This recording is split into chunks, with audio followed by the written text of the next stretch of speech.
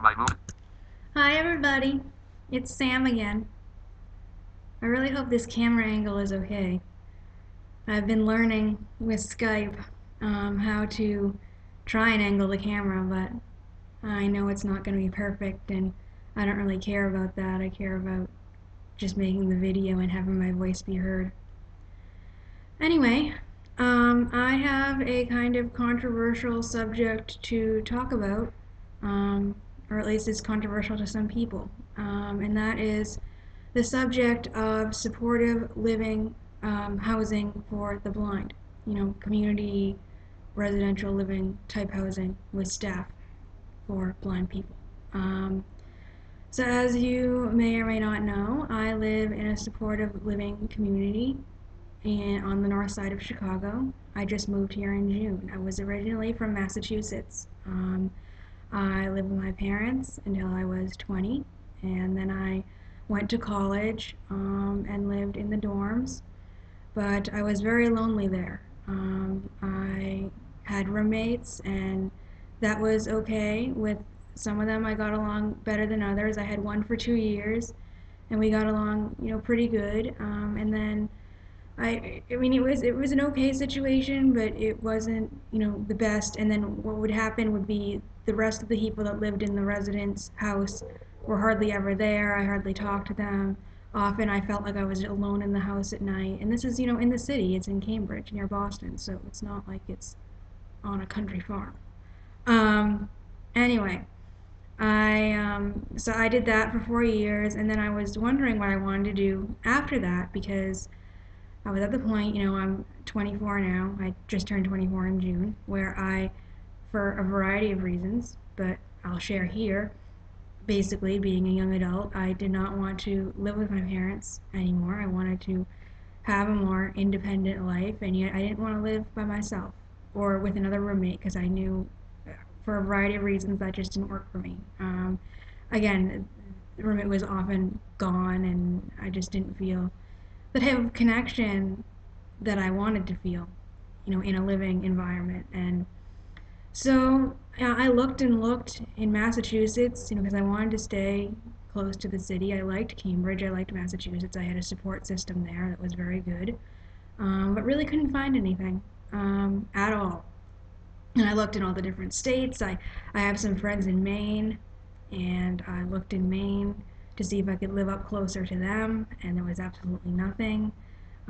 Everything that I found that was any kind of residential living was for autism or developmental disabilities. There wasn't even very much for people with mental illness, which gets me because that's also something I deal with for a different video. But that other also does bother me. Um, but so anyway, I looked in a wider search and just typed in supportive living for the blind, and up came the place that I am now living. And I couldn't believe this place existed. I never even heard of anything like this. The blind services people in my state had no idea what to do with me, because and I asked them, where do all the blind young adults live? And they were kind of like, well, some of them still live with their parents, and some of them, live with roommates, and some of them do live by themselves. And, I totally respect whatever anyone wants to do. And the reason why I said this was controversial is I don't want this to turn into a big debate about, NFB versus ACB for the people that know what that means. Basically, two different views from the blindness community clashing. I don't want this to turn into that. I want to just say what I have to say about my experience with this and what I feel should be done, and just agree to disagree on the rest of it. If people want to live by themselves and think that that's what they should be doing, that's fine. But I feel like everyone has a right to have access to what to what is best for them and to have those resources out there. So anyway, I found so yeah, basically the blind services people didn't know what to do with the situation at all, and kind of left me on my own with it. And so I went out last March to see the place with a friend, and really liked it. It was very clean. They had a nice dining room. They had nice, birds in the lobby, nice music.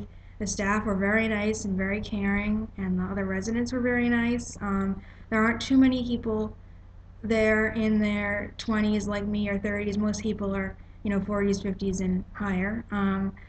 But I just really got a good feel for the place. I felt very reassured that I had my own. You get your own apartment. There's no. It's not.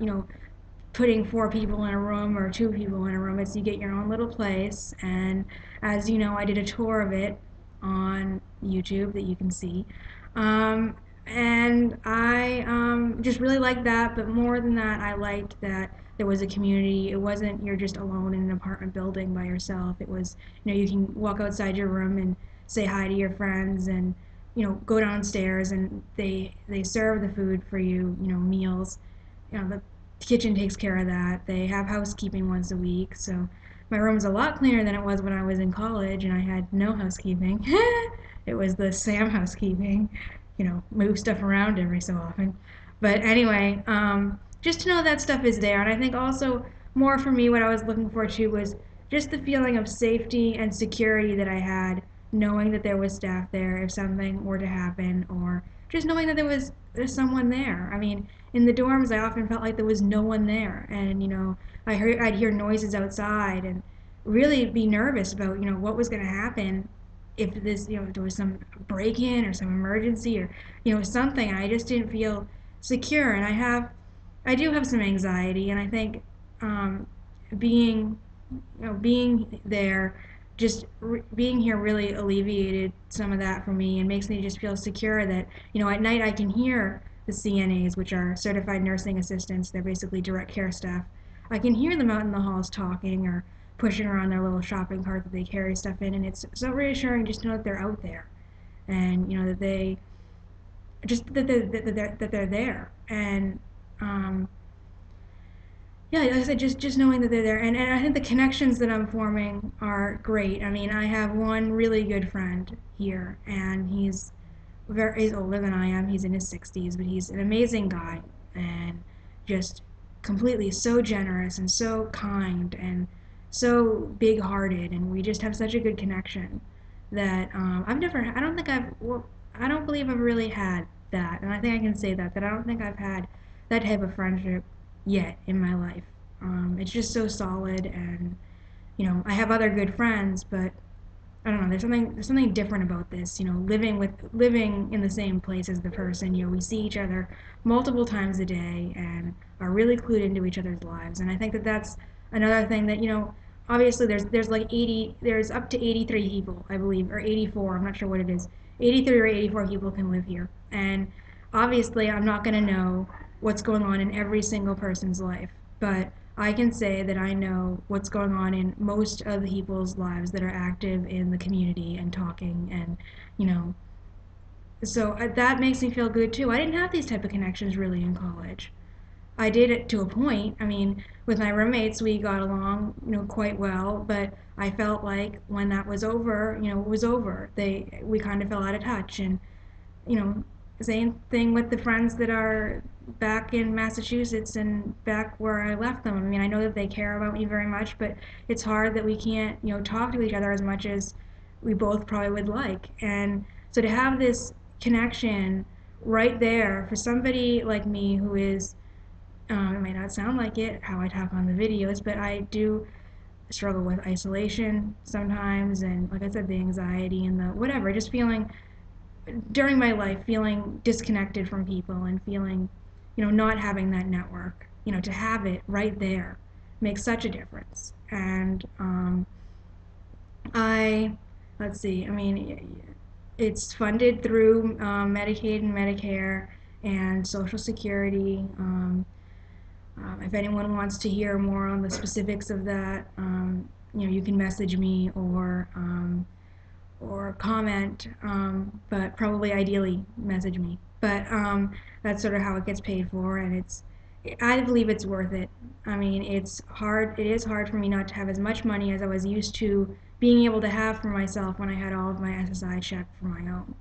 But I think that it's definitely worth it for all the things that I said, all the reasons I said. I mean, people can work living here to a point and make some bit of money, um, and people can go to classes if they want, schools, they can, see friends, they can do all sorts of different things, volunteer, or they can stay around the facility, and they do have some different activities and different things to do. But it's basically, people, I think, coming into a situation like this, no matter what the housing place is, probably would need to have some initiative to sort of figure out what they want to do. And I think that is a process over time. I've been here about 7, 8 months, and it's definitely been a process with a lot of ups and downs and figuring out what I'm doing and what I want to do. But I think that there's a lot of freedom and a lot of room for someone to just grow and, first of all, settle into the place, especially moving from a different state. And but I love it. I do. For all the reasons that I said, like I said, I love this idea. So that was part one of my thoughts. Um, okay, why don't we just leave it there? I don't wanna talk on too much. I want everybody to just take in one thing at a time, and I can go so fast sometimes I forget to slow down. So why don't we just leave it there? Part one is my thoughts on my experience with supportive living. Part two is going to be something else. Okay, thank you for listening. And if you have any questions on this, please comment or message me. All right, thank you. Ribbon help web stop button stop.